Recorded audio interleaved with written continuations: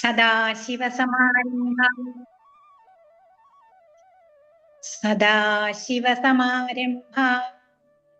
ശങ്കരാചാര്യമധ്യമാ അസ്മദാചാര്യപര്യന്താ വന്ദേ ഗുരുപരമ്പരാം. ശ്രുതിസ്മൃതിപുരാണാനാം കരുണാലയം നമാമി ഭഗവത്പാദശങ്കരം ലോകശങ്കരം. ശങ്കരം ശങ്കരാചാര്യം കേശവം ബാദരായണം സൂത്രഭാഷ്യകൃതൗ വന്ദേ ഭഗവന്തൗ പുനഃ പുനഃ. ജയശങ്കര. അദ്വൈത ലഹരി എന്ന ആ ലഹരി പാനം ചെയ്യാനായിട്ട്, അത് നമുക്ക് പകർന്നു തരാനായിട്ട് എത്തിയിട്ടുള്ള വിശ്വനാഥൻ നമ്പൂതിരി സാറിനെ ഏറെ ബഹുമാനത്തോടെ സ്വാഗതം ചെയ്യുന്നു. ആരംഭിക്കാം.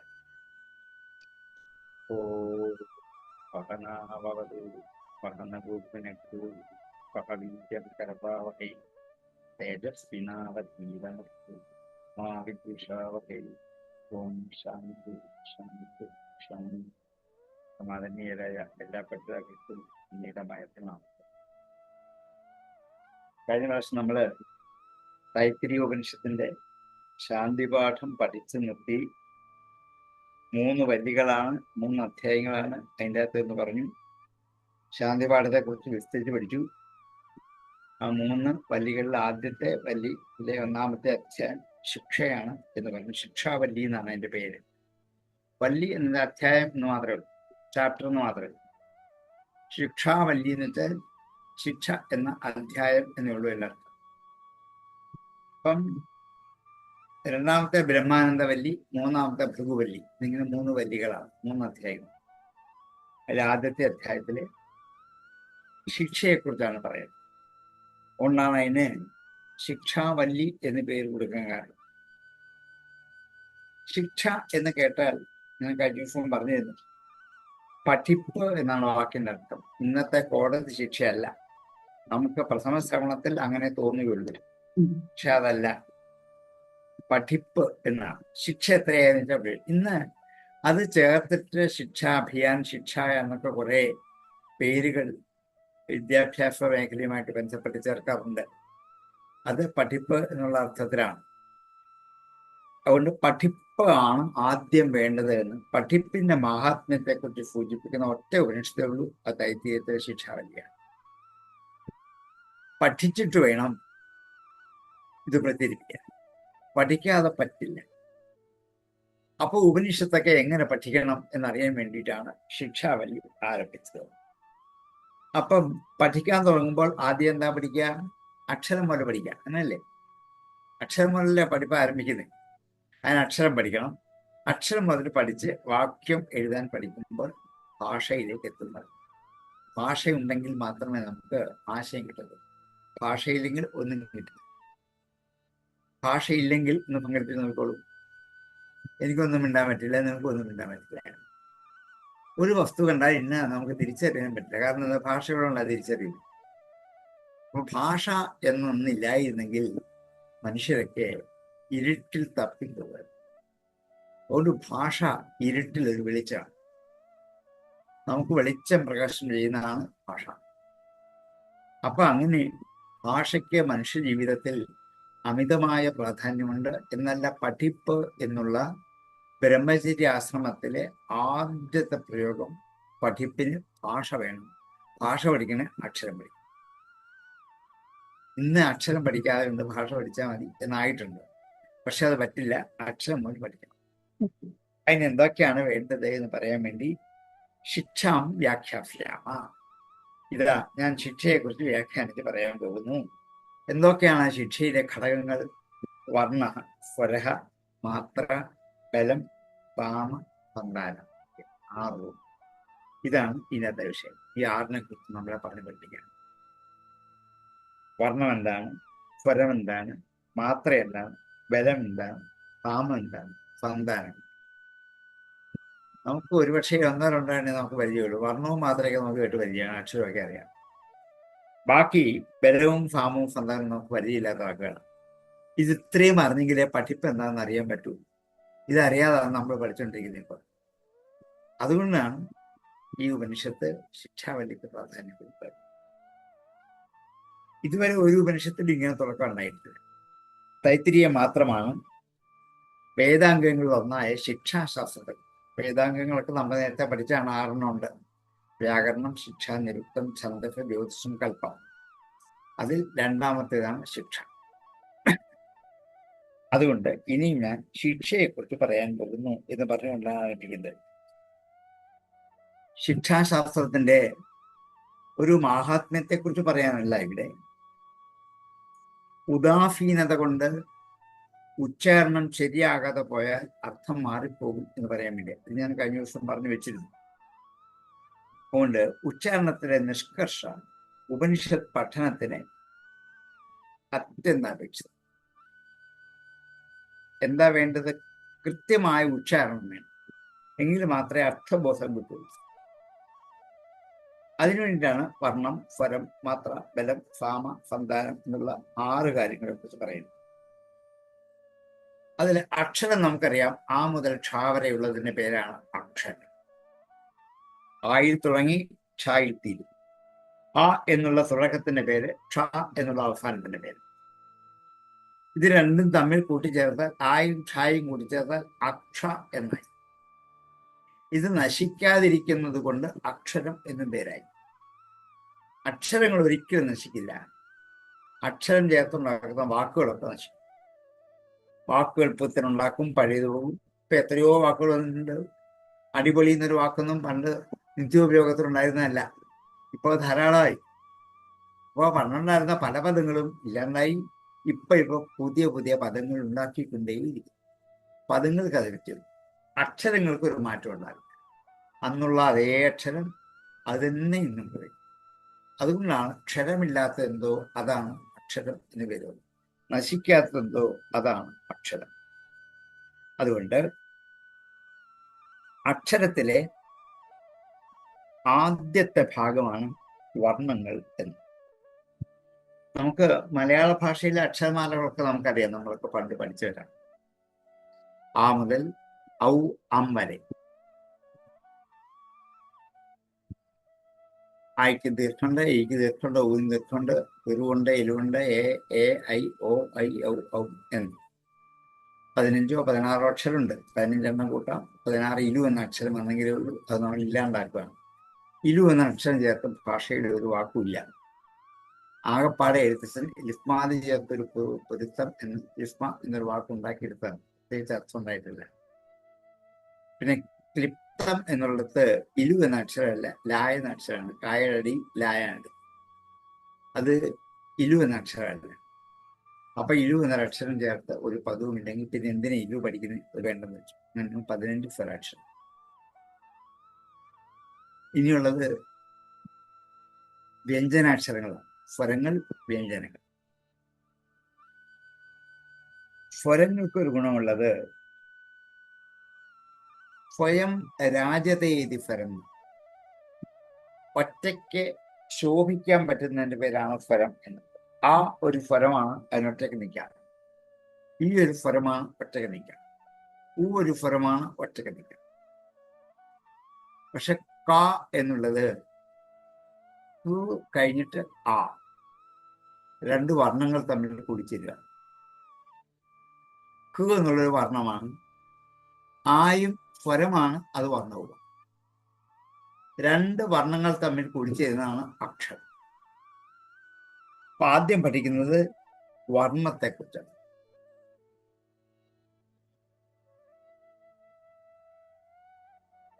അതാണ് അക്ഷരമാലയിൽ ആദ്യം പഠിക്കുന്ന വർണ്ണങ്ങളാണ്, സ്വരങ്ങളാണ്. പിന്നെയുള്ളത് വ്യഞ്ജനങ്ങളാണ്. വ്യഞ്ജനങ്ങളെ 3ആയിട്ട് തിരിക്കാം: വർഗാക്ഷരങ്ങൾ, അന്തസ്ഥങ്ങൾ, ഊഷ്മാംഗം. വർഗാക്ഷരങ്ങൾ എന്ന് പറഞ്ഞാൽ ക മുതൽ കവർഗ, ചവർഗ, ടവർഗ, തവർഗ, പവർഗങ്ങൾ വരെ. കവർഗത്തിൽ കാ ഖ ഗ ഘ മ, ചവർഗത്തിൽ ചായച്ച് ചായച്ച, ടവർഗത്തിൽ ടായിട്ട് ഡാറ്റന, തവർഗത്തിൽ താഴ്ത്ത് താഴ്ത്തണ, പവർഗത്തിൽ പാപ്പ അയ്യഞ്ച് ഇരുപത്തി. ഇവയ്ക്ക് വ്യഞ്ജനാക്ഷരങ്ങളാണെങ്കിലും വർഗാക്ഷരങ്ങൾ എന്ന് പേര്. വർഗീകരിക്കാവുന്നതാണ് വർഗാക്ഷരം എന്ന് പേര് വരും. കാ മുതൽ മാ വരെ എന്ന് വേണമെങ്കിൽ ഇവിടെ ഒരു അബ്രിവേഷൻ ഉണ്ടാക്കാം. കായിൽ തുടങ്ങി മായിൽ തീരും. കായും മായും കൂടി ചേർത്താൽ കമ എന്നൊരു വാക്കുണ്ട്. കമ എന്നൊരു വാക്കുണ്ടാക്കിയാൽ അതൊരു സംജ്ഞയാണ്, അതൊരു പേരാണ്. അതിൻ്റെ അകത്ത് 23 അക്ഷരങ്ങൾ ഒതുക്കി വെച്ചിട്ടുണ്ട്. അതുകൊണ്ടാണ് ഈ അക്ഷരമാലയ്ക്കകത്തൊക്കെ വാസ്തവത്തിൽ അക്ഷരങ്ങളെ ഒതുക്കി വെച്ചിരിക്കുന്നത്. അതുകൊണ്ട് കമ എന്ന് പറഞ്ഞാൽ 25 അക്ഷരം. ഇത് കണ്ടിട്ടാണ് മലയാളത്തിൽ കമാന്ന് മിണ്ടരുത് എന്നൊക്കെ പറയാറുണ്ട്. ക മുതൽ മാ വരെയുള്ള അക്ഷരം പറയരുത് എന്നുള്ളൂ കമ എന്നുള്ള വാക്കിൻ്റെ അർത്ഥം. ബാക്കി യാരാലാവാക്കെ പറയാം, അകാരവികാരമൊക്കെ പറയാം. ക മുതൽ മാ വരെ പറയരുത്. അതുകൊണ്ട് കമ എന്നൊരു പേരായതാണ്. ഇപ്പം 25 വർഗാക്ഷരം. അന്തസ്ഥങ്ങൾ യാരാലാവ 4, ഊഷ്മാക്കൾ ഷാഷാഫാഹ 4, അങ്ങനെ 25ഉം 16, 41 അക്ഷരങ്ങൾ അതിനുണ്ട്. അപ്പൊ ഇങ്ങനെ സ്വരങ്ങളെന്നും വർണ്ണങ്ങളെന്നും അല്ലെങ്കിൽ വ്യഞ്ജനങ്ങളെന്നും രണ്ടായിട്ട് അക്ഷരത്തെ തിരിച്ചു. വ്യഞ്ജനത്തെ 3 ആക്കി. വർഗാക്ഷരങ്ങൾ, അന്തസ്ഥങ്ങൾ, ഊഷ്മം.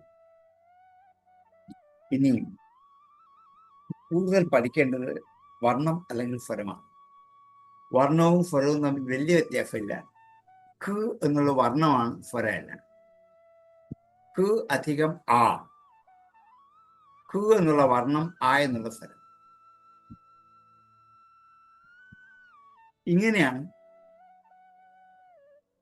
ക്യൂബിന് ഒറ്റയ്ക്ക് നിൽക്കാൻ പറ്റില്ല, അതുകൊണ്ട് സ്വരമല്ല. ക്യൂബിന് നിൽക്കണമെങ്കിൽ ആ കൂടെ വേണം, അതുകൊണ്ട് ക എന്ന് പറയണം. അല്ലെങ്കിൽ ഈ കൂടെ വേണം, കി എന്ന് പറയണം. കു കൂടെ വേണം, കു എന്ന് പറയണം. സ്വരം കൂട്ടിച്ചേർത്തുകൊണ്ടേ വ്യഞ്ജനാക്ഷരങ്ങൾക്ക് നിൽക്കാൻ പറ്റുള്ളൂ. അതുകൊണ്ടാണ് അവയെ വ്യഞ്ജനം എന്ന് വിളിക്കുന്നത്. അതുകൊണ്ട് വ്യഞ്ജനാക്ഷരങ്ങളിൽ ഒരു വർണ്ണവുമുണ്ട്, ഒരു സ്വരവുമുണ്ട്. ആ വർണ്ണത്തെക്കുറിച്ചും സ്വരത്തെക്കുറിച്ചുമാണ് ആദ്യം നമ്മൾ അറിയേണ്ടത്. ഇനിയും അകാര, ഇകാര, ഉകാരങ്ങൾ ആ, ഈ, ഉ, ഇറു എന്ന് 4. അത് കഴിഞ്ഞ് വരുന്ന എ, ഓ, ഐ, ഔ എന്ന് 4. ഇങ്ങനെ ഇത് 8 വരും. ദീർഘം വരുമ്പോൾ 16 ആവും. അങ്ങനെയാണ് അക്ഷരങ്ങളുടെ എണ്ണം കൂടാൻ കാരണമായത്. പിന്നെ അനുസ്വാര വിസർഗങ്ങൾ പഠിക്കാൻ വേണ്ടി അം, അ എന്ന് ആവർത്തിച്ചു. അതിൽ ഈ അകാരത്തിന് ഹ്രസ്വം ദീർഘം എന്ന 2 ഭേദമുണ്ടെന്ന് ഇപ്പം നമ്മൾ കണ്ടു. അ, ആ, ഇ, ഈ, ഉ, ഉ എന്ന് ഭേദം. അതുകൂടാതെ ഹ്രസ്വം ദീർഘം എന്നുള്ള ഭേദം കൂടാതെ ഇപ്പൊ 15 2 30 15 ഹ്രസ്വം, 15 ദീർഘം. ആ, ആ, ഈ എന്നിങ്ങനെ ഹ്രസ്വം ദീർഘമായി. ഇനിയും അതുകൂടാതെ ഈ ഹ്രസ്വത്തിനും ദീർഘത്തിനും 3 ഭേദം പിന്നെയുണ്ട്. ഹ്രസ്വമുണ്ട്, ദീർഘമുണ്ട്, പ്ലുതം എന്നൊരു അക്ഷരമുണ്ട്. പ്ലുതം എന്നുള്ള ഒരു സ്വരമാണ്, വർണ്ണമാണ്. ദൂരെ നിൽക്കുന്ന ആളിനെ വിളിക്കാൻ വേണ്ടിയുള്ളതാണ് പ്ലുതം. ഒരു മാത്രമുള്ളത് സ്വരം, 2 മാത്രമുള്ളത് ദീർഘം, 3 അതിർക്കുള്ളത് പ്ലുതം.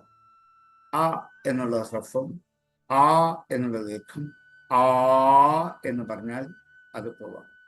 ദൂരെ നിൽക്കുന്ന ആളിനെ വിളിക്കാൻ രാമാ, കൃഷ്ണ എന്നൊക്കെ വിളിക്കുമ്പോൾ ആ അന്തിമ സ്വരം ദീർഘിച്ചാൽ പോലെ ദീർഘത്തിന്റെ ഇരട്ടിയായാൽ അത് പ്ലുതം എന്നതിന്റെ പേര്. അപ്പം അകാരത്തിന് 3 ഭേദമുണ്ട്, ഹ്രസ്വം ദീർഘം. ഈ കിട്ടിയ 3നും മൂന്ന് ഭേദം തന്നെയുണ്ട്. ഉദാത്തം, അനുദാത്തം, സ്വരിതം. ഉദാത്തം ഉയർത്തി ഉച്ചരിക്കുന്നത്, അനുദാത്തം താഴ്ത്തി ഉച്ചരിക്കുന്നത്, സ്വരിതം ഇടയ്ക്ക് ഉച്ചരിക്കുന്നത്. ഈ മൂന്ന് സ്വരഭേദങ്ങൾ വേദങ്ങളിലാണ് കൂടുതൽ കാണാൻ പറ്റുന്നത്, വേറൊന്നുമില്ല. ഭാഷയിൽ ഹ്രസ്വം ദീർഘം മാത്രമേ ഉള്ളൂ. വേദങ്ങളിൽ അതല്ല. ഉദാത്തമുണ്ട്, അനുദാത്തമുണ്ട്, സ്വരിതമുണ്ട്. ആ എന്നൊരക്ഷരം നമുക്ക് വേണമെങ്കിൽ ഉയർത്തി ഉച്ചരിക്കാം, ഉദാത്തമായിട്ട് ആ എന്ന് പറയാം. അതേ അകാരന്ന് താഴ്ത്തി ഉച്ചരിക്കാം, ആ. ഇടയ്ക്ക് ഉച്ചരിക്കാം, ആ. അപ്പൊ മൂന്ന് ഭേദം. ഇത് വേദങ്ങൾക്ക് വേണം. വേദങ്ങളിലെ ചില സ്വരാക്ഷരങ്ങൾ ഉയർത്തി ഉച്ചരിക്കണം, താഴ്ത്തി ഉച്ചരിക്കണം. അഗ്നിമീലെ പുരോഹിതം എന്നൊക്കെ പറയുന്നിടത്ത് ആ എന്നുള്ളത് എന്താണ്? ഉദാത്ത സ്വരമാണ് എന്ന് എഴുതിയത്. അപ്പൊ എന്ത് ചെയ്യണം? ആ എന്ന് കൂട്ടി പറയണം. അഗ്നി, അഗ്നി എന്നിടത്ത് ഇകാരം എന്താണ്? അനുദാത്ത സ്വരമാണ്, താഴ്ത്തി ഉച്ചരിക്കണം. അഗ്നി, അഗ്നി എന്നത് താഴ്ത്തി പറയണം. അങ്ങനെ ഉയർത്തിയും താഴ്ത്തിയും ഉച്ചരിക്കുന്ന പേരാണ് ഉദാത്തം, അനുദാത്തം. ഇടയ്ക്ക് ഉച്ചരിക്കുന്ന സ്വരിതം. ഇത് വേദമന്ത്രങ്ങളെ വേണ്ടു. വേദം സ്വരിച്ചു ചൊല്ലുക എന്നതിന് പറയും. ഈ സ്വരം അനുസരിച്ച് വേണം ചൊല്ലാൻ. അപ്പം എന്താണ്? ഓരോ മൂന്നിനും മൂന്ന് വെച്ച് 9 ഭേദങ്ങളായി. ഈ 9നും ഈ 2 ഭേദമുണ്ട്. എന്താണ്? അനുനാസികം, അനുനാസികം. മൂക്ക് കൊണ്ട് ഉച്ചരിക്കുന്ന, മൂക്കില്ലത്. അപ്പൊ 9 18ആയി. ഇങ്ങനെ ഒരു സ്വരം, ഒരകാരം 18 തരത്തിൽ ഉച്ചരിക്കണം. ഇകാരവും 18 തരത്തിലാണ്, ഉകാരവും 18 തരത്തിലാണ്, ഋകാരവും 18 തരത്തിലാണ്. അപ്പൊ ഇത്രയും വിപുലമായ ഒരു സാമ്രാജ്യം സ്വരങ്ങൾക്കുണ്ട്, അല്ലെങ്കിൽ വർണ്ണങ്ങൾക്കുണ്ട് എന്ന് നമ്മെ ബോധ്യപ്പെടുത്താൻ വേണ്ടിയിട്ടാണ് ആദ്യം വർണ്ണത്തെക്കുറിച്ചും സ്വരത്തെക്കുറിച്ചും പഠിക്കാൻ കാരണം. വാക്കിന്റെ ശരിയായ അർത്ഥം നമുക്ക് കിട്ടുന്നത് അന്തിമ സ്വരം വരെ ഉച്ചരിക്കുമ്പോഴേ. ഞാൻ കുളിക്കാൻ പോയി ഇല്ല എന്ന് പറയുമ്പോഴേ പോയില്ല എന്നേ ഉള്ളൂ. പോയി എന്ന് വരെ കിട്ടിയാൽ പോയി എന്ന് അർത്ഥം. ഞാൻ കുളിക്കാൻ കുഴപ്പമില്ല. പോയി എന്നുള്ളത് പോയി എന്ന് അന്തിമ സ്വരം പറഞ്ഞാൽ പോയി കഴിഞ്ഞു. ഇനി പോയി കഴിഞ്ഞിട്ട് ഇല്ല എന്ന് പറഞ്ഞാൽ പോയില്ല. അപ്പൊ അന്തിമ സ്വരമാണ് അർത്ഥത്തെ നിശ്ചയിക്കുന്നത്. അന്തിമ മാത്രയാണ് തത്വനിശ്ചയം. അതുകൊണ്ടൊരു വാക്കിന്റെ അർത്ഥത്തിലേക്ക് എത്താൻ അതിന്റെ വർണ്ണം അറിയണം, അതിന്റെ സ്വരം അറിയണം, അതിന്റെ മാത്രകളൊക്കെ അറിയണം. ഒരു മാത്രം ഉള്ളതാണോ, 2 മാത്രം ഉള്ളതാണോ, 3 മാത്രം ഉള്ളതാണോ എന്നിങ്ങനെ അവയുടെ മാത്രയെക്കുറിച്ച് അറിയണം. പിന്നെ അതിന്റെ ബലം എന്താണെന്നറിയണം. ഉച്ചരിക്കുന്നതിന് സ്ട്രെസ് ചെയ്യുന്ന ബലമുണ്ട്. ക, ഖ, ഗ, ഘ. ഈ ഖായും ഘായും ഒക്കെ മാത്രം അനുസരിച്ചാണ്. നമ്മൾ ഉച്ചരിക്കുന്നതിന്റെ ബലം അനുസരിച്ചിട്ടാണ്. ആ ബലം ഉണ്ടെങ്കിൽ മാത്രമേ നമുക്ക് ഖ, നഖം. നഖം എന്ന് പറഞ്ഞാലോ, നഖം എന്ന് വെച്ചാൽ പർവ്വതമായി, നഖം എന്ന് വെച്ചാൽ കയ്യിലെ തക്കായി. നോക്കിയോ, ലൈഫായിട്ട് നഖം എന്ന് പറഞ്ഞാൽ അർത്ഥം പോകും, ഉറപ്പാണ്. ഒന്ന് എന്ത് ചെയ്യണം? യഥാസ്ഥാനത്തിന് അക്ഷരത്തെ ഉച്ചരിച്ച് പഠിക്കണം. അഥവാ എന്ന് പറയരുത്, അഥവാ. ധനം എന്ന് പറയരുത്, ധനം. അത് ഘോഷമാണ്, ഒരാഘോഷം പോലെ കേൾക്കാൻ പറ്റും. എന്നിങ്ങനെ അതിൻ്റെ ബലം വേണം. ഓരോ അക്ഷരത്തിന്റെ ബലം അനുസരിച്ചിട്ടാണ്. കുന്തം, കുന്തം ബലം അനുസരിച്ചിട്ടാണ്. കുന്തം എന്ന് താ പറഞ്ഞാൽ കുത്താനുള്ള ഉപകരണമാണ്. കുന്തം എന്ന് ദാ പറഞ്ഞാൽ മുല്ലപ്പൂവിന്റെ പേരാണ്. അപ്പം മാത്ര വേണം, ബലം വേണം. ഇനി വേണ്ടത് സാമം എന്ന് പറയും. സാമം എന്നുള്ളത് അക്ഷരങ്ങളെ ഒരേപോലെ അടുക്കി ഉച്ചരിക്കാൻ വേണ്ടുന്ന സംവിധാനത്തെയാണ് സാമം എന്ന് പറയാം. അക്ഷരങ്ങൾ വേണ്ട പോലെ അടുപ്പിച്ച് പാകമാക്കി ഉച്ചരിക്കാൻ പറ്റും. നാഭിയിൽ നിന്ന് ഉത്ഭവിച്ച് ഓരോ സ്ഥാനങ്ങളിൽ കൂടി സ്പർശിച്ചിട്ട് തൊണ്ടയിലെത്തുമ്പോൾ അതിൽ കുറെ പ്രയത്നം ആവശ്യമാണ്. ഉള്ളിൽ ആഭ്യന്തര പ്രയത്നമെന്നും ബാഹ്യ പ്രയത്നവും രണ്ടു തരത്തിലാണ്. ഈ പ്രയത്നമാണ് ഇവിടെ ബലം വരുന്നത്. ഈ സ്വരാക്ഷരങ്ങളെ ചിട്ടപ്പെടുത്താനുള്ള ക്രമമാണ് സാമം. പിന്നെ സന്താനം എന്നുള്ളത് ഉച്ചാരണത്തിന്റെ തുടർച്ചയെ കാണിക്കണം. സന്താനം അവസാനത്തെ വർണ്ണം വരെ കൃത്യമായിട്ട് ഉച്ചരിച്ചു കഴിഞ്ഞാൽ വാക്കിന്റെ അർത്ഥം നമുക്ക് കിട്ടുള്ളൂ. ഉച്ചാരണ ബോധത്തിന്റെ സംസ്കാരം ഇത് അർത്ഥബോധത്തിന് കാരണമാണ്. അന്തിമ സ്വരം വരെ ഉച്ചരിച്ചു കഴിയുമ്പോൾ നമുക്ക് അർത്ഥം കിട്ടും. ഇത് സന്താനമാണ്. അതുപോലെ നമുക്ക് അർത്ഥം കിട്ടുന്നില്ല, പറഞ്ഞുകൊണ്ടുവരികയാണ്. ഞാൻ ഇന്നലെ രാത്രി എഴുന്നേറ്റ് കുളിച്ച് ഒരുങ്ങി കടയിൽ പോയി എന്നാണോ പോയില്ല എന്നാണ്. വിവേകത്തോടെ അവസാനം വരെ കഥയിൽ ഇവയുടെ കൂടിച്ചേരലാണ് സന്താനം എന്ന് പറയുന്നത്. പദങ്ങൾ തമ്മിൽ വേണ്ടതുപോലെ ഘടിപ്പിക്കുന്നതിന് പേരാണ് സന്താനം. സ്വരാക്ഷരങ്ങളെ അതിന്റെ ക്രമം അനുസരിച്ച് ചിട്ടപ്പെടുത്തി വയ്ക്കുന്ന പേരാണ് സാമം. ഇത്രയും അക്ഷരം പഠിക്കുമ്പോൾ ശ്രദ്ധിക്കേണ്ട കാര്യങ്ങളാണ്. വർണ്ണം, സ്വരം, മാത്ര, ബലം, സാമ, സന്താനം. ഇതാണ് ശിക്ഷാധ്യായത്തിന്റെ തുടക്കം.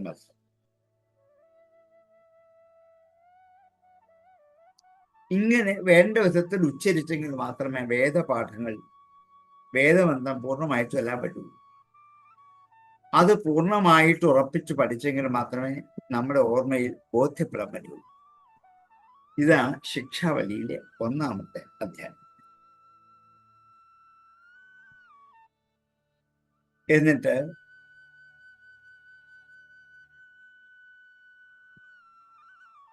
രണ്ടാമത്തെ മന്ത്രത്തിൽ കൂടി ആദ്യമായുണ്ടായ വേദങ്ങളിൽ വെച്ച് ഏറ്റവും പ്രധാനമായത് വിശ്വരൂപമാണെന്നും അത് വേദങ്ങളെ അതിക്രമിച്ച അമൃതത്വം നൽകുന്ന വിദ്യയാണെന്നും ഇന്ദ്രൻ എന്ന കൊണ്ട് ബ്രഹ്മത്തെയാണ് ഉദ്ദേശിക്കുന്നതും എൻ്റെ ബുദ്ധി അതുകൊണ്ട് മേധ വളർന്നു വലുതാകട്ടെ എന്നൊക്കെ നിരന്തരമായ ചില പ്രാർത്ഥനകൾ. വിശ്വരൂപ ഛന്ദേഭ്യോ അധ്യാത്മബഭൂവ സമ ഇന്ദ്രോ മേധയാ പ്രണോതു അമൃതസ്യ ദേവധാരണ ഭൂയാസം ശരീരമേ വിചർഷണം നിഹ്വാമേ മധുമത്തമ കർണാഭ്യാം ഭൂരി വിശ്രവം ബ്രഹ്മണ കോശോ സുമേധയാ ഭീതശ്രുതം ഗോപായ. എൻ്റെ മേധയെ ഒന്ന് ഉണർത്തിയെടുക്കട്ടെ, എൻ്റെ ബുദ്ധിയെ ഒന്ന് ഉണർത്തിയെടുക്കട്ടെ. വീണ്ടും വീണ്ടും അമൃതത്വമായ ആത്മസ്വരൂപ ശക്തി അതിനെ ബോധത്തിൽ ഉറയ്ക്കട്ടെ. ഈ ശരീരം നിസ്സാരമാണ്, ഉപേക്ഷിച്ച് കളയേണ്ടതാണ്. എൻ്റെ വാക്കുകൾ എപ്പോഴും മധുരമുള്ളതായി തീരണേ. മധുമത്തമാമേ വാക്ക്. എൻ്റെ ജിഹ്വ എപ്പോഴും മധുരമുള്ള വാക്ക് മാത്രമേ പറയാവൂ. ചെവി കൊണ്ട് നല്ലത് മാത്രമേ കേൾക്കാവൂ. ഞാൻ പറഞ്ഞതൊക്കെ എന്നെ രക്ഷിക്കാൻ കാരണമാകണം എന്നിങ്ങനെ ഓങ്കാരരൂപിയായ ബ്രഹ്മത്തിനുള്ള മനോഹരമായ പ്രാർത്ഥനയാണ് അടുത്ത മന്ത്രം. എല്ലാവരും എന്നെ രക്ഷിക്കട്ടെ, എൻ്റെ ഇന്ദ്രിയങ്ങൾ എന്നെ രക്ഷിക്കട്ടെ. അതേപോലെ എന്താണ്, എൻ്റെ ബലം എന്നെ രക്ഷിക്കട്ടെ, ശരീരവും നാക്കും ചെവിയും ഒക്കെ എന്നെ രക്ഷകെത്തട്ടെ. ഒരു പരിരക്ഷ ആഗ്രഹിച്ച് പ്രാർത്ഥിക്കുകയാണ്.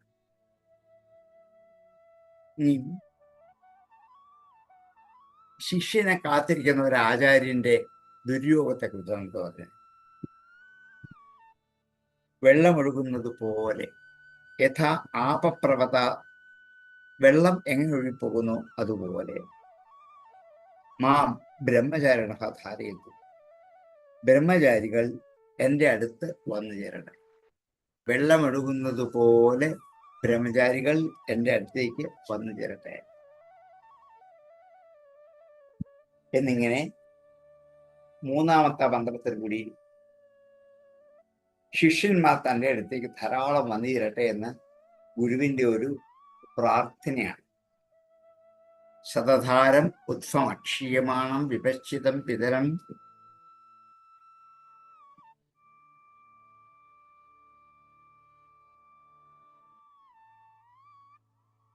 വിപശ്ചിതം പിതരം എന്ന് നമുക്കൊരു മന്ത്രമുണ്ട്. മുഴുവൻ ഓർക്കുന്നില്ല, വിട്ടുപോയിട്ട്. അതിൻ്റെ അകത്ത് ഇതാ പറയുന്നത്, ഗുരുവിൻ്റെ അനർഗളമായെടുക്കുന്ന വാക്കുകൾ എൻ്റെ അടുത്തേക്ക് വന്നിരട്ടെ. എൻ്റെ ഗുരുവിൻ്റെ വാക്കുകൾ ഒരിക്കലും നഷ്ടപ്പെടാതിരിക്കട്ടെ. അത് അനുസ്യൂതമായി എൻ്റെക്ക് വന്നു ചേരട്ടെ. അപ്പോൾ വാക്കുകൾ വെള്ളം പോലെ ഒഴുകിയെത്തുന്നു. മേളീയമദന്തം പിതൃരൂപസ്ഥേ തം രോദഫീ പ്രദം സത്യവാചം. സത്യമായ എൻ്റെ ഗുരുവിൻ്റെ വാക്കിനെ വെള്ളം പോലെ നിർമ്മലമാക്കി ഒഴുക്കി എൻ്റെ അടുത്തേക്ക് എത്തട്ടെ. ഇത് വാക്കിൻ്റെ ഒഴുക്കിനെ കാണിക്കും. എന്നിട്ട് ആധ്യാത്മിക ശക്തിയെ യോജിപ്പിക്കാൻ ഉപാസന അനിവാര്യമാണ് എന്നിങ്ങനെ പഞ്ചഭൂതങ്ങളെയും ജ്ഞാനേന്ദ്രിയങ്ങളെയും കർമ്മങ്ങളെയും തന്മാത്രകളെയും ഒക്കെ എന്ത് ചെയ്യണം? ഉപാസിച്ച് വേണം കഴിഞ്ഞുകൂടാൻ. മനുഷ്യ ജീവിതത്തിൽ ഈ ഉപാസനകൾ, ഓങ്കാരോപാസനയെ കുറിച്ചല്ല പറയുക, ഭൗതികമായ സകല വസ്തുക്കളെയും ഉപാസിച്ചു കൊണ്ടുവേണം കഴിഞ്ഞുകൂടാൻ. എങ്കിൽ മാത്രമേ എല്ലാ വിദ്യകളും നമുക്ക് പറ്റുകയുള്ളൂ എന്നിങ്ങനെ വേദം പഠിക്കേണ്ടത് ആവശ്യകതയെക്കുറിച്ച്, സദാചാരത്തെ പരിപോഷിപ്പിക്കേണ്ട ആവശ്യകതയെക്കുറിച്ച് ഇതെല്ലാം പറഞ്ഞ് പഠിച്ചിട്ട് പഠിപ്പ് പൂർണ്ണമായി കഴിഞ്ഞാൽ എന്താണ് ഒരു ശിഷ്യനോട് ഗുരു കൊടുക്കുന്ന ഉപദേശം? ഇതാണ് ഈ അധ്യായത്തിലെ പ്രധാന വിഷയം. വേദമനുച്യ ആചാര്യോ അന്തേവാസിന മനുഷ്യാസ്തി സത്യം വദ ധർമ്മഞ്ചര സ്വാധ്യായാത്മാ പ്രമദ ആചാര്യായ പ്രിയം ധനമാഹൃത്യ പ്രജാതന്തും മാ വിവച്ഛേത്ഫീഹി സത്യം ന പ്രമദിതവ്യം ധർമ്മം ന പ്രമദിതവ്യം കുശലം ന പ്രമദിതവ്യം ഭൂത്യൈന പ്രമദിതവ്യം സ്വാധ്യായ പ്രവചനാഭ്യം ന പ്രമദിതവ്യം ദേവപിതൃകാര്യാഭ്യം ന പ്രമദിതവ്യം മാതൃദേവോ ഭവ പിതൃദേവോ ഭവ ആചാര്യദേവോ ഭവ അതിഥിദേവോ ഭവ. ഇതാണ് പഠിപ്പ് കഴിഞ്ഞു പോകുന്ന ഒരു ശിഷ്യന് ഗുരു ഉപദേശിച്ചു കൊടുക്കുന്ന ഉപദേശം. പഠിപ്പെല്ലാം കഴിഞ്ഞ് ശിഷ്യൻ വീട്ടിലേക്ക് തിരിച്ചു പോകുമ്പോൾ ഇന്ന് ഒത്തിരി ആചാരങ്ങളും ചടങ്ങുകളും അനുഷ്ഠാനങ്ങളും ഉണ്ടതിന്. മെഡിക്കൽ ഫീൽഡിൽ ഒരു തരത്തിൽ, എഞ്ചിനീയറിംഗ് മറ്റൊരു തരത്തിൽ, സ്കൂൾ കോളേജിൽ വേറെ തരത്തിൽ, ഓരോരോ പേരുകളിലെ അവസാനത്തെ ചടങ്ങ്, പിരിഞ്ഞു പോകുന്ന ചടങ്ങ് നമ്മൾ ആഘോഷിക്കാറില്ല. ഇവിടെ ഗുരുവിൻ്റെ ഗുരുകുലത്തിൽ നിന്നും ശിഷ്യന്മാർ പഠിപ്പ് പൂർത്തിയായി പുറത്തേക്ക് പോകുമ്പോൾ ഗുരു അവർക്ക് കൊടുക്കുന്ന ഉപദേശമാണ് വേദമനുച്യ. വേദം പഠിപ്പിച്ചിട്ട് ആചാര്യൻ അന്തേവാസികളോട് ഇങ്ങനെ ഉപദേശിച്ചു. അന്തേവാസികൾ ശിഷ്യന്മാരോട് ഇങ്ങനെ ഉപദേശിച്ചു: സത്യം പറയണം, ധർമ്മഞ്ചര, ധർമ്മത്തിൽ കൂടി സഞ്ചരിക്കണം, സ്വാധ്യായാത്മാ പ്രമദ, പഠിപ്പിൽ നിന്നും വഴി പിടിച്ചു പോയി, സ്വാധ്യായാത്, പഠിപ്പിൽ നിന്ന്, മാ പ്രമദ, മതിച്ചു പോകരുത്, വഴിതെറ്റിപ്പോകരുത്. ഇത് ഈ ഉപനിഷത്ത് എക്കാലവും മനുഷ്യ ജീവനും ലോകത്തിൽ ശിഷ്യന്മാർക്ക് നൽകുന്ന ഒരു ഉപദേശം. സത്യം പറയാം. സത്യം എന്ന് വെച്ചാൽ ഇന്ന് നമ്മൾ പറയുന്ന കള്ളവും സത്യവും എന്നുള്ള അർത്ഥത്തിലല്ല. പത്തായ വസ്തുവാണ് സത്യം. പത്തായ വസ്തു പ്രപഞ്ചത്തിൽ ഈശ്വരൻ മാത്രമാണ്. അസത്താണ് പ്രപഞ്ചം മുഴുവൻ. അതുകൊണ്ട് സത്തുള്ളത്, ഈശ്വരനുള്ളത്, അതാണ് സത്യം. അതുകൊണ്ട് ഈശ്വരനെ കുറിച്ച് മാത്രമേ സംഭാഷണം ചെയ്യാവൂ. സത്യം അതെന്ന് വെച്ചാൽ സത്തിനെ കുറിച്ച് പറയണം. സത്തെന്ന് വെച്ചാൽ ഉണ്മ ഉള്ളത് ഈശ്വരൻ. ഭൗതിക ലോക ജീവിതത്തിലെ കള്ളവും സത്യവും തമ്മിലുള്ള ബന്ധമല്ല ഇവിടെ പറയുക. ഒന്ന് എന്ത് ചെയ്യണം? ഈശ്വരനെ കുറിച്ച് മാത്രമേ സംഭാഷണം ചെയ്യാവൂ. മറ്റു കാര്യങ്ങളൊന്നും പറഞ്ഞിട്ട് കാര്യമില്ല. ധർമ്മം തരാം. അവരവരുടെ ധർമ്മം അനുസരിച്ച് മാത്രമേ സഞ്ചരിക്കാവൂ. സ്വധർമ്മത്തിൽ എന്ത് ചെയ്യണോ അത് ചെയ്തുകൊണ്ട് സഞ്ചരിച്ചോ. സ്വധർമ്മം വിട്ട് ഒന്നും ആചരിക്കരുത്. പഠിപ്പിൽ നിന്നും വഴി പിടിച്ചു പോകരുത്. ഞങ്ങൾ പഠിപ്പിച്ചതെന്തോ ആ വഴി കൂടി മാത്രമേ സഞ്ചരിക്കാവൂ. പഠിപ്പിച്ചത് ഒന്ന്, ഞാൻ ചെയ്യുന്ന മറ്റൊന്ന്. അവരൊക്കെ അങ്ങനെ പറഞ്ഞു പഠിപ്പിക്കും, ഞാൻ അങ്ങനെ ചെയ്യുന്നത്, ഞാൻ എൻ്റെ ഇഷ്ടം അനുസരിച്ചു. ഇങ്ങനെ പോകാൻ പാടില്ല എന്ന് പഠിപ്പ് കഴിഞ്ഞ് ഇറങ്ങുന്ന ശിഷ്യനെ ഗുരു ഉപദേശിക്കാം. സ്വാധ്യായാ, നന്നായുള്ള പഠിപ്പിൽ നിന്നും മാ അരുത് പ്രമദ, മതിച്ചു പോകരുത്, കഴിവിപ്പോകരുത്. എന്തിനും പഠിപ്പിൽ തന്നെ ശ്രദ്ധയൂന്നി ജീവിക്കാം. ഞങ്ങൾ എന്താണോ പഠിപ്പിച്ചത് അത് കേട്ട് തന്നെ ജീവിക്കാം. സ്വാധ്യായാത് മാ പ്രമദ. ഇന്നത്തെ ഗുരുശിഷ്യന്മാരുടെ ബന്ധത്തെക്കുറിച്ച് വഷളാകുന്ന സാഹചര്യത്തില് എന്തുകൊണ്ടാണ് ശിഷ്യൻ ഇങ്ങനെ വഷളാകുന്നതെന്ന് ചോദിച്ചാൽ പഠിപ്പിൽ നിന്നും വഴിവഴിച്ചു പോകും. ഇന്നത്തെ പഠിപ്പൊക്കെ അങ്ങനെയാണ്, ലക്ഷ്യത്തിലേക്ക് എത്തിക്കില്ല, വഴിവഴിച്ചു പോകും. അങ്ങനെ പോകരുത്. ആചാര്യായ പ്രിയം ധനം ആകൃത്യ, ആചാര്യന് ഇഷ്ടപ്പെട്ട ധനം ദക്ഷിണയായി കൊടുത്തിട്ട് വേണം പോരാൻ. ധനം എന്ന് വെച്ചാൽ കാശ് മാത്രമല്ല, എന്തുമാവും. ഗുരുദക്ഷിണ കൊടുക്കുക. അത് ഗുരു ആഗ്രഹിക്കുന്നത് ഇഷ്ടപ്പെടുന്നത് മാത്രമേ. നമ്മുടെ ഇഷ്ടമല്ല ഗുരുവിന് കൊടുക്കേണ്ടത്. നമ്മളാണ് ധരിച്ചിട്ടുണ്ട് എനിക്കിതാണ് ഇഷ്ടം, ഞാൻ ഗുരുവിന് കൊടുക്കും. ഗുരുവിന് അത് ഇഷ്ടം അല്ലെങ്കിലും അങ്ങനെ ചെയ്യാൻ പാടില്ല. അതുകൊണ്ട് ഗുരുവിന്റെ ഇഷ്ടം എന്തോ ആ പ്രിയത്തെ ആയ ധനം ആഹരിച്ചിട്ട് ഗുരുവിനെ ദക്ഷിണ കൊടുക്കും. പ്രജാതന്തും മാ വ്യവച്ഛിദ്ഭി, സന്താനങ്ങളുടെ പരമ്പരയെ മുറിച്ചു കളയരുത്. എന്നെ സൃഷ്ടിച്ചത് എൻ്റെ പിതാവ്, എൻ്റെ പിതാവിനെ സൃഷ്ടിച്ച എൻ്റെ പിതാവ്. അങ്ങനെ ഒരു വലിയ ചങ്ങലയുണ്ട്, സൃഷ്ടിക്കണം. ആ ചങ്ങലയിലെ വ്യവച്ഛേദം ഉണ്ടാക്കരുത്. എന്ന് വെച്ചാൽ ഞാനും എന്നെ പോലൊരു പുത്രനെ സൃഷ്ടിക്കണം. എൻ്റെ പിതാവ് അങ്ങനെ വിചാരിച്ചുകൊണ്ടാണ് ഞാൻ ഉണ്ടായത്. അതേപോലെ ഞാൻ വിചാരിച്ചാൽ അടുത്ത ഒരു പുത്രൻ ഉണ്ടാകും, അവൻ വിചാരിച്ചാൽ അടുത്ത സന്താനം ഉണ്ടാകും. ഞാൻ കാരണമായിട്ട് സന്താനങ്ങൾക്ക് വ്യവച്ഛേദം ഉണ്ടാകരുത്, ചങ്ങല പൊട്ടിച്ചു കളയരുത്. ആ ചങ്ങല അനുസൂതം ഇവിടെ തുടർന്ന് വരട്ടെ. അതുകൊണ്ട് പ്രജാതന്തുവിനെ മാ ഒരിക്കലും അരുത്, വ്യവച്ഛിദ്ഭീഹി, ഛേദിച്ചു കളയരുത്. പിന്നെന്ത് ചെയ്യണം? സത്യം പ്രമദിതവ്യം, സത്യത്തിനും വഴി പിടിച്ചു പോകരുത്. മുമ്പേ പറഞ്ഞു, സത്യത്തിനും വഴി പിടിച്ചു പോകരുത്, സത്യമേ പറയാവൂ, ധർമ്മം ചരിക്കണം എന്നൊക്കെ പറഞ്ഞിട്ട് ഇപ്പൊ വീണ്ടും പറഞ്ഞു സത്യത്തിൽ നിന്നും വഴി പിഴച്ചു പോകരുത്. അതിനുള്ള സാധ്യത ഈ ലോകത്ത് ഇഷ്ടം പോലെയാണ്. സത്തായ വസ്തുവായ ഈശ്വര ചിന്തയിൽ നിന്നും വഴി പിഴച്ചിട്ട് അസത്തായ ഭൗതിക പദാർത്ഥത്തിന് പുറകെ ഓടി നടക്കാൻ നമുക്ക് കഴിയും. അങ്ങനെ പോകരുത്. സത്യാത് ന പ്രമദിതവ്യം, ധർമാത് ന പ്രമദിതവ്യം, ധർമ്മത്തിൽ നിന്നും വഴിപിഴച്ചു പോകരുത്. കുശലാത് ന പ്രമദിതം, സുഖത്തിൽ നിന്നും വഴിപിഴച്ചു പോകരുത്. ഇന്ന് ലോക ജീവിതത്തിൽ സത്യത്തിൽ നിന്നുമാണ് ഏറ്റവും വഴിപിഴച്ചു പോകുന്നത്. സത്യമെന്ന ഈശ്വരനെ കുറിച്ച് പറയാറേ ഇല്ല ആരും. അപൂർവം വല്ല പ്രഭാഷണങ്ങൾക്ക് എവിടെയെങ്കിലും കേട്ടാൽ ഇത്തിരി സമയം കേട്ടെങ്കിലായി, ഇല്ലെങ്കിലായി. പക്ഷെ നമ്മളെ പഠിപ്പ് മുഴുവൻ ഇതിനെക്കുറിച്ച് നമുക്ക് പറഞ്ഞു തന്നു. പക്ഷെ നമ്മൾ എന്നിട്ടും പഠിച്ചില്ല, നമ്മൾ എന്നിട്ടും അതറിഞ്ഞില്ല. അതുകൊണ്ടാണ് സത്യത്തിൽ നിന്നും തെറ്റിപ്പോകരുത്, ധർമ്മത്തിൽ നിന്നും പിഴച്ചു പോകരുത്, കുലധർമ്മങ്ങൾ അനുഷ്ഠിക്കുക തന്നെ ചെയ്യണം. എങ്കിലേ സന്താനജാലങ്ങൾക്ക് നിലനിൽപ്പ് ഉള്ളൂന്നർത്ഥം. അവരവരുടെ കുലധർമ്മങ്ങൾ എന്തൊക്കെയോ അത് തെറ്റാതെ കണ്ട് അനുഷ്ഠിക്കണം.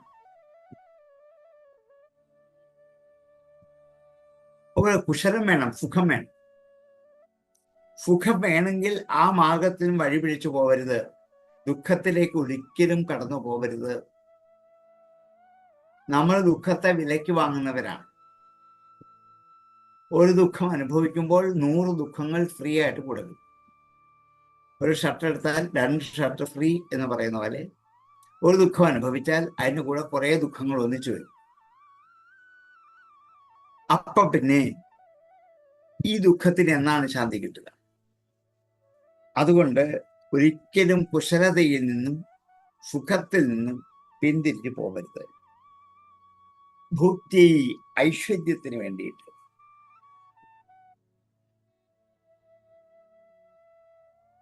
മനുഷ്യജീവിതത്തിൽ വേണ്ടത് ഐശ്വര്യമാണ്. ആ ഐശ്വര്യത്തിന് വേണ്ടിയിട്ട് എപ്പോഴും പ്രയത്നിക്കണം. അതിൽ നിന്നും വഴി പിടിച്ച് പോകരുത്. സത്യം ന പ്രമദിതവ്യം, ധർമ്മം ന പ്രമദിതവ്യം, കുശലം ന പ്രമദിതവ്യം, ഭൂത്യൈ ന പ്രമദിതവ്യം. ഭൂതിക്ക് വേണ്ടി, ഐശ്വര്യത്തിന് വേണ്ടിയുള്ള കാര്യങ്ങളിൽ നിന്നും പിന്തിരിഞ്ഞു പോകരുത്. ഭൂത്യൈ, ഭൂതിക്ക് വേണ്ടിയുള്ള വിഷയങ്ങളിൽ നിന്നും നാ പ്രമദിതം പിഴിയുപോയത്. സ്വാധ്യായ പ്രവചനാഭ്യാം ന പ്രമദിതവ്യം. സ്വാധ്യായം നന്നായി പഠിക്കണം. പ്രവചനം ആ പഠിച്ചതിനെ കുറിച്ച് മറ്റുള്ളവർക്ക് പറഞ്ഞു കൊടുക്കും, പ്രചരിപ്പിക്കണം. അതിൽ നിന്നും വഴിപിടിച്ചു പോകരുത്. നന്നായി പഠിക്കണം. ആ പഠിച്ചത് മറ്റുള്ളവരെ പഠിപ്പിക്കുകയും ചെയ്യണം. മറ്റുള്ളവർ അതിൽ നിന്നും വഴിപിടിച്ചു പോകരുത്. സ്വാധ്യായ പ്രവചനാഭ്യാം ന പ്രമദിതവ്യം. അപ്പൊ നമ്മൾ പഠിച്ചതൊക്കെ മറ്റുള്ളവർക്ക് പറഞ്ഞു കൊടുക്കണം, അത് പ്രചരിപ്പിക്കണം. ദേവ പിതൃകാര്യാഭ്യാം ന പ്രമദിതവ്യം. ദേവന്മാർക്കും പിതൃക്കൾക്കും വേണ്ടിയുള്ള കാര്യങ്ങളിൽ നിന്നും, ദേവ പിതൃകാര്യാഭ്യാം, അതിൽ നിന്നും ന പ്രമദിതവ്യം, വഴിതെറ്റിപ്പോകരുത്. ദേവന്മാർക്ക് വേണ്ടിയുള്ള ദേവപൂജകൾ എന്നും ചെയ്യണം. പിതൃക്കൾക്ക് വേണ്ടിയുള്ള പിതൃകർമ്മങ്ങൾ എന്നും ചെയ്യണം. അതിൽ നിന്നും വഴിതെറ്റിപ്പോകരുത്. എന്തൊക്കെയാണോ ഒരു ശിഷ്യന് പറഞ്ഞു കൊടുക്കുന്നത് പഠിപ്പ് കഴിഞ്ഞ് പോകാൻ നേരം?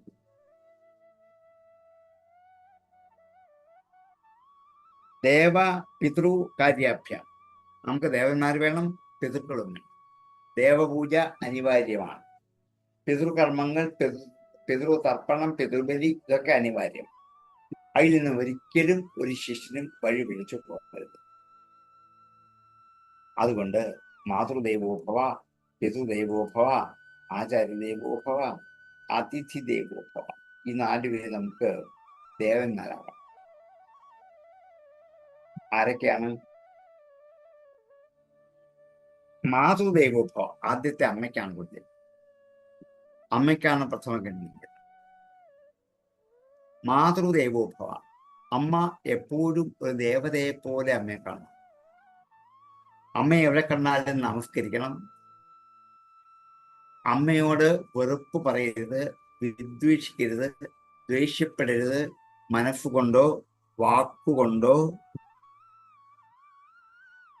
ശരീരം കൊണ്ടോ അമ്മയെ വേദനിപ്പിക്കും.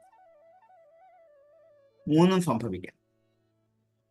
വാക്കുകൊണ്ട് അമ്മയെ വേദനിപ്പിക്കാം, എത്ര ചീത്ത വേണമെങ്കിൽ പറയാം. ഇനി വാക്കുകൊണ്ട് പറയാതെ മനസ്സിൽ സൂക്ഷിച്ചു വെച്ചിട്ട് അമ്മയോട് വിദ്വേഷം കാണിക്കാം. അല്ലെങ്കിൽ ശരീരം കൊണ്ട് അമ്മയെ ഉപദ്രവിക്കാം. ഇന്ന് ഇത് 3 ധാരാളം നടത്തുന്നുണ്ട്. മനസ്സുകൊണ്ട്, വാക്കുകൊണ്ട്, ശരീരം. പത്രവാർത്തയിൽ നമുക്ക് എന്നും കാണാം. അമ്മയെ തല്ലുന്നു, അമ്മയെ തല്ലിക്കൊല്ലുന്നു, അമ്മയെ വേദനിപ്പിക്കുന്നു, ഉപദ്രവിക്കുന്നു, ഭക്ഷണം കൊടുക്കാതിരിക്കുന്നു, വെള്ളം കൊടുക്കാതിരിക്കുന്നു എന്നിങ്ങനെ എന്നും കാണാം. ഒരു പ്രതിഫലവും ഏറ്റുവാങ്ങാതെ 10 മാസം ഗർഭം ചുമന്ന് 2 വർഷത്തോളം മലമൂത്രങ്ങളിൽ കിടന്ന് പരിചരിച്ച് ശുശ്രൂഷിച്ച് നടക്കാനും വർത്തമാനം പറയാനും പാകമായ നമ്മളെ പാകപ്പെടുത്തിയെടുത്തത് മാതാവാണ്. ആ മാതാവിനോട് ഒരിക്കലും നിന്ദ ഉണ്ടാക്കരുത്. അമ്മയെ ദേവതയെ പോലെ കണ്ട് ആരാധിക്കണം. സ്നേഹിച്ച പോലെ ആരാധിക്കണം. അതുപോലെ പിതാവും ദേവനാണ്. പിതൃക്കളെ ആനന്ദിക്കണം, ബഹുമാനിക്കണം. പിതാവ് എന്ന് വെച്ചാൽ ജീവിച്ചിരിക്കുന്ന പിതാവ് മാത്രമല്ല, മരിച്ചുപോയ പിതൃക്കളൊക്കെ അതിനകത്ത് വരുന്നതാണ്. അതൊക്കെ ആ ചങ്ങലയിലുള്ളതാണ്. അതുകൊണ്ട് പിതൃക്കളോട് ഒരിക്കലും വൈമനസ്യം കാണിക്കരുത്. അപ്പോൾ ആരൊക്കെയാണ് ദേവന്മാരായിട്ട് കാണേണ്ടത്? ദേവ പിതൃ കാര്യങ്ങളിൽ നിന്ന് തെറ്റരുത്. മാതാവ് ദേവതയാണ്, പിതൃദേവതയാണ്, ആചാര്യദേവോപ ആചാര്യനും ദേവനാണ്. ഉപദേശിക്കുന്ന പഠിപ്പിക്കുന്ന ആചാര്യന്മാര് ദേവന്മാരെ പോലെ കണ്ട് ആരാധിക്കണം. അതിനൊന്നും അണുവിട പോലും വ്യതിരിക്കരുത്. അതുമാത്രവും പോരാ, അതിഥി ദേവോഭവ, അതിഥികളെയും ദേവന്മാരെ പോലെ. അതിഥി എന്ന വാക്കിനർത്ഥം തിഥി നോക്കാതെ വരുന്നവൻ എന്നാണ്. തിഥി എന്ന വാക്കിനർത്ഥം മലയാളത്തിൽ പക്കം എന്ന് പറയാം. നാളും പക്കവും എന്ന് പറയും. തിഥി ദിവസമാണ്. പ്രഥമ, ദ്വിതീയ, തൃതീയ, ചതുർത്ഥി, പഞ്ചമി, ഷഷ്ടി, സപ്തമി, അഷ്ടമി, നവമി, ദശമി, ഏകാദശി, ദ്വാദശി, ത്രയോദശി, ചതുർദശി, ഭാവം. ഇത്രയും 15 എണ്ണങ്ങളുടെ പേര് ദിവസങ്ങൾ എന്നാണ്. അതിന് പക്കം എന്നും പേരുണ്ട്, ദിവസം എന്നും പേരുണ്ട്. അപ്പോൾ ഈ തിഥി നോക്കാതെ, ദിവസം മുൻകൂട്ടി അറിയിക്കാതെ വരുന്നവരെ ആചാരം. ഞാൻ നാളെ 8 മണിക്ക് നിങ്ങളുടെ വീട്ടിലെത്തും എന്ന് അറിയിച്ചിട്ട് വന്നാൽ അതിഥി അല്ല. ക്ഷണിച്ചു വരുത്തിയാലും അതിഥിയല്ല, അത് ക്ഷണിതാവാം. നമ്മളിവരെല്ലാം അതിഥി എന്ന ഒറ്റ വാക്കിലാണ് ഇന്ന് പ്രയോഗിച്ചുകൊണ്ടിരിക്കുന്നത്. ഇതിനെക്കുറിച്ചാണ് ഉപനിഷത്തിന് പറയാനുള്ളത്. ഏത് ടേമിലാണോ ഒരു പദം ഉപയോഗിച്ചത് ആ ടേമിൽ നിന്നും വ്യതിചലിച്ചു പോയാൽ ലക്ഷ്യമായ അർത്ഥത്തിൽ നമുക്ക് എത്താൻ പറ്റില്ല. അതുകൊണ്ട് ഈ അതിഥികളെ ദേവന്മാരായിട്ട് ഒരതിഥി വീട്ടിലേക്ക് വന്നു കയറിയാൽ അയാളെ ആദരിക്കണം, ശുശ്രൂഷിക്കണം, പഠിക്കൽ നിന്നും സ്വീകരിച്ചു കൊണ്ടുപോകണം, കഫേരിൽ ഇരുത്തണം, വീശിക്കൊടുക്കണം, വെള്ളം കുടിക്കാൻ കൊടുക്കണം, കുശലങ്ങൾ ചോദിക്കണം. ഇത്രയും കഴിഞ്ഞാൽ വന്ന കാര്യം തന്നെ ചോദിക്കണം. അത്രയ്ക്ക് സന്തോഷകരമായി അതിഥിയെ പൂജിക്കണം. അതിഥികളോട് അപമര്യാദയായി പെരുമാറരുത്. അതിഥികളെ നിന്ദിക്കരുത്. അതിഥികളെ വേദനിപ്പിക്കരുത്. ഇന്ന് നേരെ തിരിച്ചാണ്. അറിയിക്കാതെ ആരെങ്കിലും വീട്ടിൽ വന്ന് കയറിയാൽ വാതിൽ തുറന്ന് നോക്കിയിട്ട് അവരോട് ക്ഷുഭിതനാകും. നിങ്ങൾക്കൊന്ന് വിളിച്ചിട്ട് വരാൻ വേണ്ടായിരുന്നാണ്, ഒന്ന് ഫോൺ ചെയ്ത് വന്നുകൊണ്ടിരുന്നു. അങ്ങനെ അറിയിച്ചിട്ട് വന്നാൽ അതിഥിയല്ല, അറിയിക്കാതെ യാദൃശ്യമായി വീട്ടിൽ വന്നു കൂടുന്ന ആൾക്കാരെയാണ് അതിഥികൾ എന്ന് വിളിക്കുന്നത്. അങ്ങനെ വരുന്ന അതിഥികൾ ദേവന്മാരാണ്. വിളിച്ചു വരുന്നവരല്ല, യാദൃശ്യമായി എവിടെയെങ്കിലും പോയ വഴി വരുന്ന വഴി അറിയിക്കാതെ പെട്ടെന്ന് വന്നു തരിക. അവരെ ദേവന്മാരെ പോലെ കാണണം. അവർക്ക് ഇഷ്ടമുള്ള ഭക്ഷണം കൊടുക്കണം, അവർക്ക് വേണ്ടത് ചെയ്തു കൊടുക്കണം. ഇതാണ് ഈ അതിഥികളുടെ ക്രിയയിൽ നിന്നും മാറിപ്പോകരുത്. അതിഥികളെ ആചാര്യന്മാരായിട്ട് തന്നെ കാണാം. മാതൃദേവോഭവ, പിതൃദേവോഭവ, ആചാര്യദേവോഭവ, അതിഥി ദേവോഭവ എന്ന് ഈ ഇത്രയും മന്ത്രങ്ങൾ, വാക്യങ്ങളാണ് ഒരു ഗുരു ശിഷ്യനോട് ക്ലാസ് പഠിപ്പ് കഴിഞ്ഞ് പോകുമ്പോൾ പറഞ്ഞു കൊടുക്കുന്നത്. ഇതിൽ ഒരെണ്ണം പോലും ആർക്കും പറഞ്ഞു കൊടുക്കുന്നില്ല.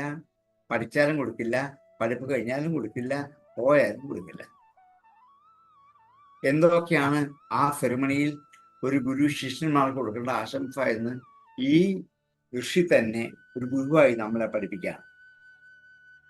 വേദമനുച്യ ആചാര്യോ അന്തേവാസന മനുഷ്യാസ്തി, സത്യം വദ ധർമ്മഞ്ചര സ്വാധ്യായാത്മാ പ്രമദ, ആചാര്യായ പ്രിയം ധനമാഹൃത്യ പ്രജാതന്ത്രം മാ വ്യവച്ഛേത്സീഹി, സത്യന്ന പ്രമദിതവ്യം, ധർമ്മന്ന പ്രമദിതവ്യം, കുശലന്ന പ്രമദിതവ്യം, ബുദ്ധീന പ്രമദിതവ്യം, സ്വാധ്യായ പ്രവചനാഭ്യം ന പ്രമദിതവ്യം, ദേവപിതൃകാര്യാഭ്യം ന പ്രമദിതവ്യം, മാതൃദേവോഭവ, പിതൃദേവോഭവ, ആചാര്യദേവോഭവ, അതിഥി ദേവോഭവ എന്ന് മനുഷ്യ ജീവിതത്തിലെ അവശ്യം വേണ്ട കുറെ ഉപദേശങ്ങൾ ഒരു ഗുരു ശിഷ്യനെ ഉപദേശിച്ചിട്ടാണ് ഒന്നാം വലിയ വിഷയം മുഴുവനായില്ല. 1-2 അധ്യായങ്ങളായിട്ടുള്ളൂ. ഇനി നമുക്ക് 2-3 അധ്യായത്തിലെ വിഷയം ഇതൊന്ന് ഒതുക്കി പറഞ്ഞ് പഠിച്ചിട്ട് വേണം ഈ ഒന്നാമത്തെ വല്ലി അവിടെ ഉപസംഹരിക്കുക. ആ ഒന്നാമത്തെ വല്ലിയിലെ വിഷയങ്ങളെ കുറിച്ചാണ് നമ്മൾ ഇതുവരെ ചർച്ച ചെയ്തത്. ഇനിയും തുടർന്ന് കുറേ ഉപദേശങ്ങൾ കൂടി വരുന്നുണ്ട്. അടുത്ത വല്ലിയിലെ ബ്രഹ്മാനന്ദ വല്ലിയിൽ ബ്രഹ്മത്തെക്കുറിച്ചും ഭൃഗുവല്ലിയിൽ ബ്രഹ്മത്തെ പ്രാപിക്കാനുള്ള വഴിയെക്കുറിച്ചും വിസ്തരിച്ച് പറയുന്നുണ്ട്. നമ്മുടെ സമയം ഏതാണ്ട് ആയിരിക്കാണ്. സംശയങ്ങൾ ചോദിക്കാൻ 5 മിനിറ്റ് ഉണ്ട്. അതിനുശേഷം നമുക്ക് ഉപസംഹരിക്കാം. ആർക്കെങ്കിലും സംശയങ്ങളുണ്ടെങ്കിൽ ചോദിച്ചിട്ട് നമുക്ക് ഉപസംഹരിക്കാം.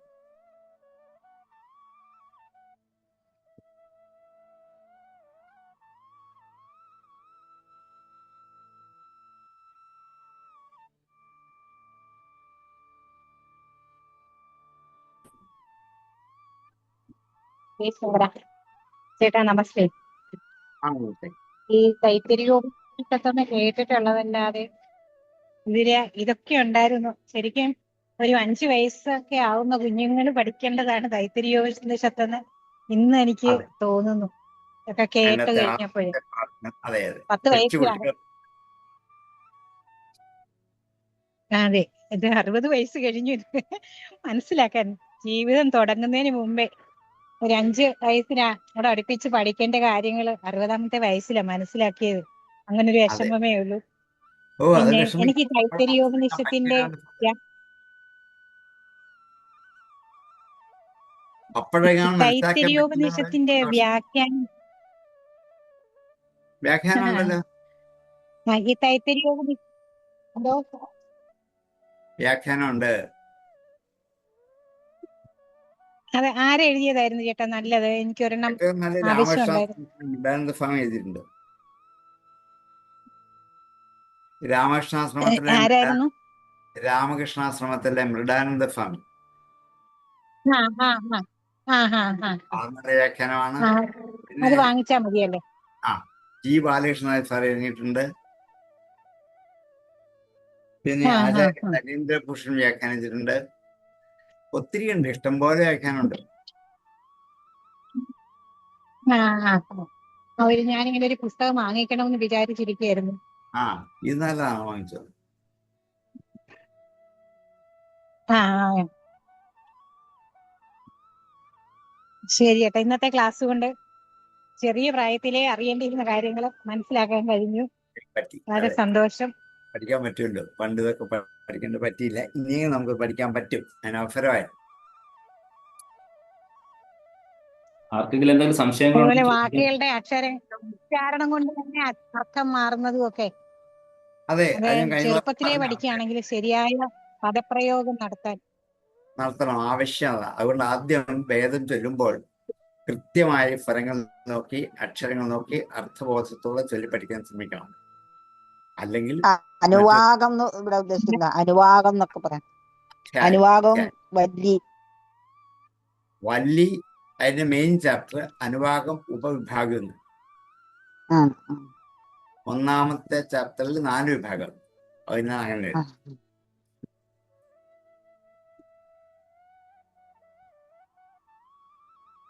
ഈ ഉപനിഷത്ത് മന്ത്രങ്ങൾ ഇങ്ങനെ വേദം ചൊല്ലുന്ന പോലെ ചൊല്ലണമെന്നുണ്ടോ?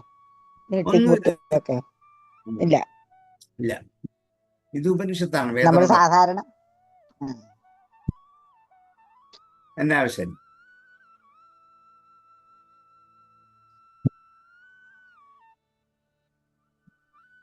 ആർക്കെങ്കിലും എന്തെങ്കിലും സംശയങ്ങളുണ്ടെങ്കിൽ ചോദിക്കാവുന്നതാണ്.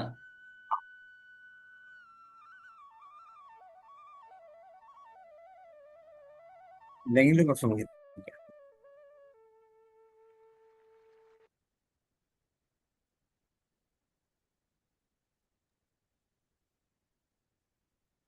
ആരും മുന്നോട്ട് വരുന്നില്ല സാർ. ആക്കാം.